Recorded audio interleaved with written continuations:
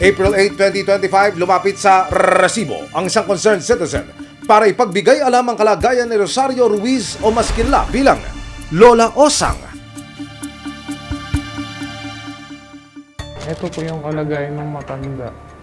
Ni Nanay Osang po. Ano po kasi siya sa akin nung that time na bago po siya makatulog na nagugutom na siya. Halos nakakatulog na lang po siya sa gutom. Ayon sa kwento ni Linda, lagi raw isinusumbong ni Lola Osang ang pagpapabaya sa kanya ng ampon niyang si Erwin Riesgo, 36 na taong gulang. Nahihilo ko, wala na akong gamot.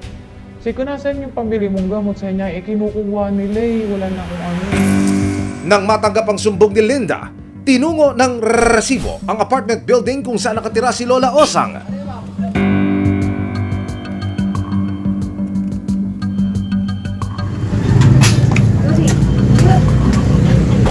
Gano'ng katagal ka na dito natutulog? Isang taon na. Isang taon na.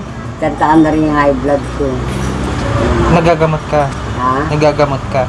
Ito yung sarpan ko. Ano na, ano. Bilang ko na. Araw-araw isa. Binigyan na sa akin kagabi. Sino nagbigay niyan? Diyan yung kabila. April 11, 2025, idinulog ng resibo sa Manila Department of Social Welfare o MDSW ang sitwasyon ni Lola Osang. Wala nang inaksayang oras ang mga kawani ng Maynila. Today, ang goal po natin is hopefully maisama natin si nanay, maidala natin sa ating luwalhati dahil nga si nanay ay senior na para sa welfare niya.